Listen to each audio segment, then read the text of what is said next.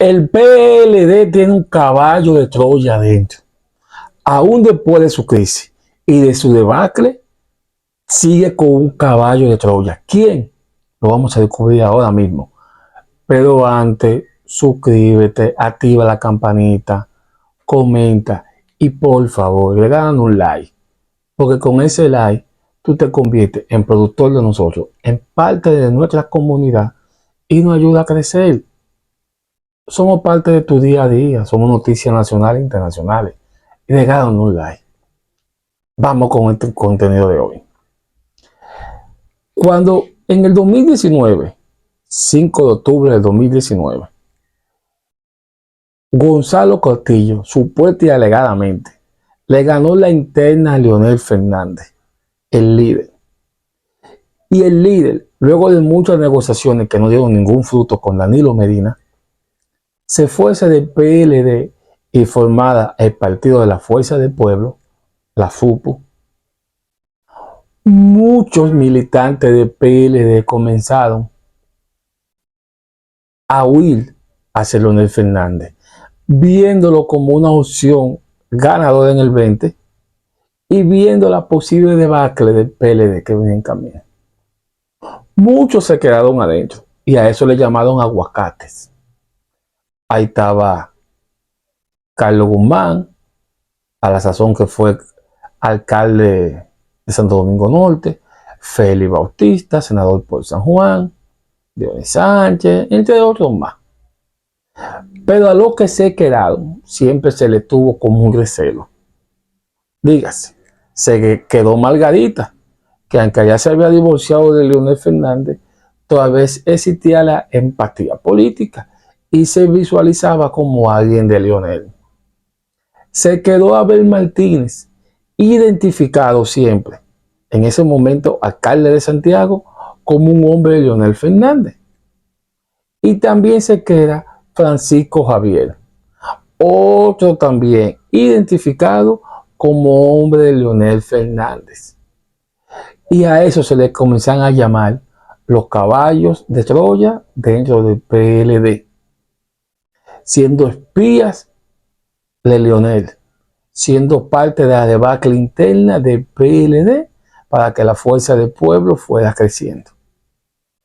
Luego de las elecciones del 2024, donde el PLD y la fuerza del pueblo llegaron a un acuerdo que nunca nadie esperó que llegaran, pero también un acuerdo como idiota, porque donde tuvieron que ir unidos no fueron, y donde tenían que irse apartados fueron unidos, una idiotez, y estaban aspirando a una segunda vuelta.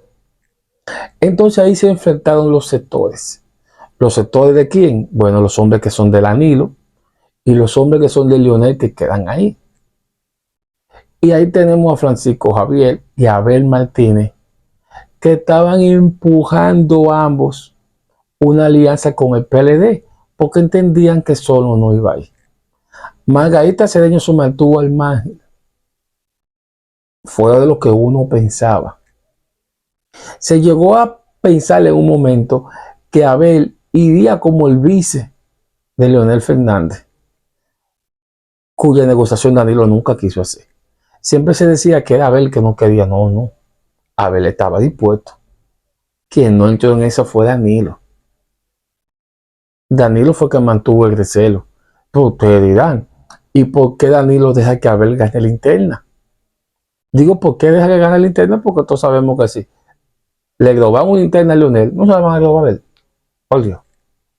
Bueno, porque Abel renunció con INSE. Si pierdo la interna me voy. Porque la candidata de Danilo era Margarita. Pero Abel dijo, no, si pierdo me voy. Y es mejor tú tenerme aquí adentro y tener susto a tú tenerme fuera y yo sumar todos los votos como alcalde todavía en ese momento de Santiago a Leonel. Vamos a dárselo a ver. Pero en el primer momento que tuvieron, él y Francisco Javier comenzaron a negociar con Leonel Fernández.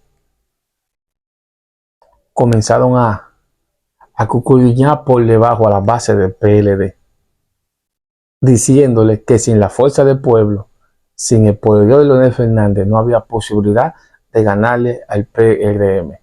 Y tenían razón en esa parte. Hoy, Francisco Javier emerge como la figura importante, la figura hegemónica del PLD. Amén que Ariel sacó, Ariel Jiménez, hijo de Feluche Jiménez, sacó la mayoría de votos, vale la redundancia, para el comité político del PLD en el congreso que ellos tuvieron. Amén de eso, el político ahí es Francisco Javier.